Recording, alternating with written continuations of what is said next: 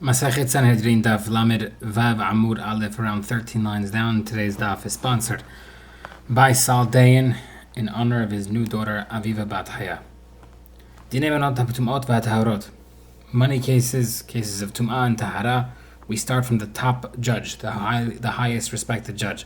Amar Rav said, I used to be at the Rabbi's court. They used to start from me. But our Mishnah said that you start from the highest judge, which would be technically Rabbi. Why are we starting from Rav? Rabbi's court was different. They always started from the side, the least. That was their minhag. End of story. From the days of Moshe Rabbeinu until Rabbi Danasi, we never found a single person to have top number one in Torah and the number one in the authority of Bnei Israel. Moshe had number one authority and number one in Torah. No other person had that solo double crown at one time from Moshe Rabbeinu until Rabbi. Rabbi had that as well. The Gemara says, no, Hava Yeshua. Yeshua also had that after Moshe passed away. The Gemara says, Hava Elazar. Elazar also was there. Elazar also knew Torah like Yeshua. Hava Pinechas. Pinechas also was leader. The Gemara says, no, Hava Zikanim. He also was matched by the Zikanim. Hava Shaul also, when he was king, he was a big Talmid Chacham. The Gemara says, no, Hava Shmuel. Shmuel matched him. But Shmuel died while Shaul was alive, so therefore Shaul should have been solo. The Gemara says, no, Kula Shina Kamir, we're talking about a person who was unmatched in greatness and double crown while he was his entire life. And Shaul shared it with Shemuel. We're going to see this a few times. But David also. The Gemara says, no, Have Ira Ira also had that while David was alive. The Gemara says, Ira died, so David was solo. The Gemara says, no, Kula Shina Kamir, we're talking about during his entire lifespan of greatness. Shlomo also was a double crown. Shimei ben Gera also had it. Shlomo actually had him killed because of David Melech. So we see Shlomo should have been solo. The Gemara says, while double crown, while only the entirety of his years of leadership. Hizkiah also was both king and Talmid Chacham. The Gemara says, Shivna was greater than Hizkiah. Like we said earlier in the Masechet that he had a bigger Bet Midrash. But Shivna was killed.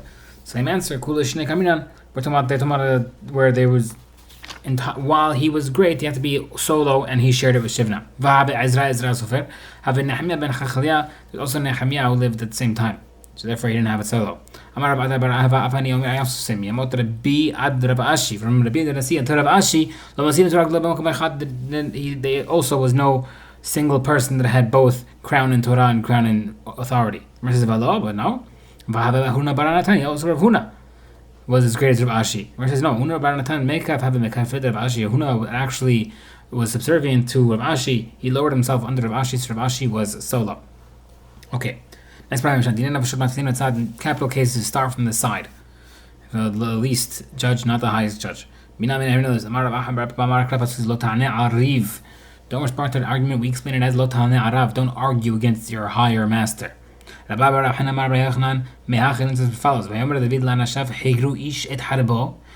David Melech told his men, every man put on your sword. Everybody put on their sword, and then David put on his sword last. So we see you start from lower and you make your way up. A person can teach his student halacha in regarding to capital cases, and they could both serve as judges. A question: a person of a father and son, a teacher and a student, that counted as two separate votes. Money cases, capital cases, and malkut lash cases. Kiddush hachodesh ve'ibur hashana, month, adding a day to the month, or adding a month into the year. Father, son, or student and teacher. They only count as one view because they share literally the same opinions. They learned from each other. They grew up with each other. Therefore, they can't count as two separate votes if they're literally voting from the same standpoint. So we question again. We just said. We said over here that Rav said that a person can teach a student and then judge together. The Gemara says now. No, Rav was talking about a case like Rav Kahana Rav Asi, where they learned from Rav information like halachot, but they didn't hear Rav's reasoning. They didn't hear Rav's mindset behind it. Therefore, they had their own opinions, and that's why they were able to vote separately. I'm going to be about our Mishnah mentioned 10 differences between money cases and capital cases. None of those apply of capital cases apply to an ox that has to be stoned, an ox that killed more than 3 times. The only halakha that they share is the ox gets killed with 23 judges, like we mentioned in the beginning of Sechet, because the ox is compared and has the same halachot as the owner, and just like the owner would get 23, so the ox gets 23. You know this. You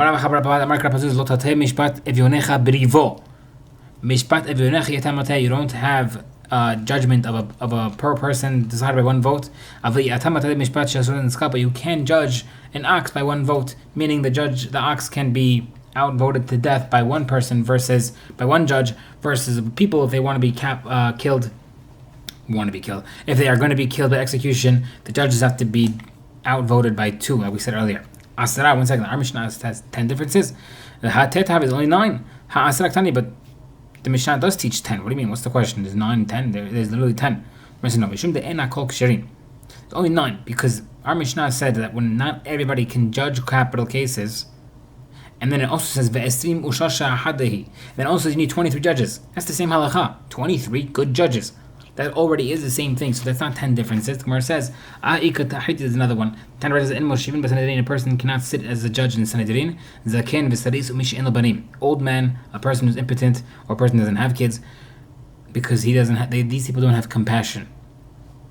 Rabbi Yehuda also adds, a cruel person also can't be a judge. However, that's the next difference between a regular case and capital cases. However, regarding a mesit, the person who instigates other people to do avodah zarah, the opposite. You can put these people. We don't want them to have compassion. Because the pasuk says, "Okay, everybody can judge monetary cases." What do you mean, everybody? Gemara says, "Even a mamzer can teach it." Gemara says, "We have already Mishnah teaches that." Anybody who's able to judge capital cases, can for sure judge monetary cases. There are people who can do monetary, but can't do capital. Who's that referring to? Who can't do capital but can do monetary? Already included mamzer. So how come we use this again? That our Mishnah is including mamzer again?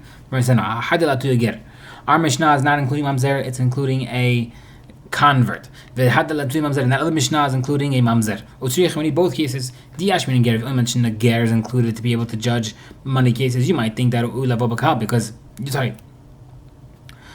might think that he might be able to judge because he's technically a Jew. He's able to marry other Jews and have Jewish children.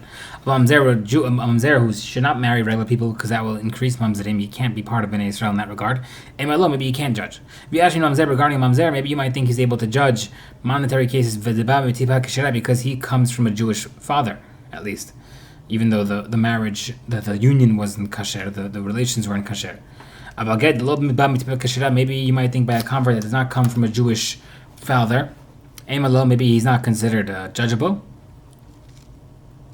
Therefore, they're both able to judge monetary cases. They're both eligible. Not everybody is able to judge capital cases. My time, why the that just like Batin has to be free from any deficiency in tzidkut and being tzadikim, they also have to be free of any blemishes regarding their ancestry. Amar says, you know this? You should not have any mum. The Gemara says, maybe it's referring to an actual blemish, like not an ancestry blemish. Maybe they're talking about a blemish, he's missing an arm. The Gemara says, Moshe says they should stand there with you. Teach you emach. They have to be with you like Moshe without any ancestral blemishes like Moshe. The Gemara says, over there you need to be big tzaddik like Moshe Rabbeinu because you're talking to the Shekhinah. Maybe regular Sanhedrin you don't have to have that. The Gemara says, Yitro told Moshe to get judges to be with you. Itach bidomin lach lehave. Sanhedrin judges have to be like you, Moshe, without any ancestral issues. And you could also think about it logically as well. If someone's judging Sanhedrin and he has bad ancestry, and they're going to start talking about the case, or they're going to give a verdict against someone who doesn't like him, the guy can say, oh, look, who do you are to judge me? Look at your family. So it makes logical sense as well. Okay. Sanhedrin The Sanhedrin were sitting in a semicircle, seated across, semicircle, because they all judges could see each other. We had this before. Two people would write down everything. Two scribes. One on the right side, one on the left. Because they would write the ones of the saying chayav, one writes one saying patur. There were three people writing. One person writing people saying patur. One person writing those who were saying chayav. The third person would write both Hayub and Patur. There will be 3 rows of students in front of the Bedin as the backups. Each person would recognize his place, his level. Therefore, if the judges needed to add another judge, so you take the first person from the first row. The person in the second row would move to the first, the third row would move to the second. Right? Everybody would just move up a spot. But then they would have to choose someone from the community. They put him in the back row, the last seat that is now vacant because everybody moved up a seat. He doesn't go back to the first row with the person who had just left. He has to go sit in that last spot because he has to start from the back while everybody moves up a spot until they are needed.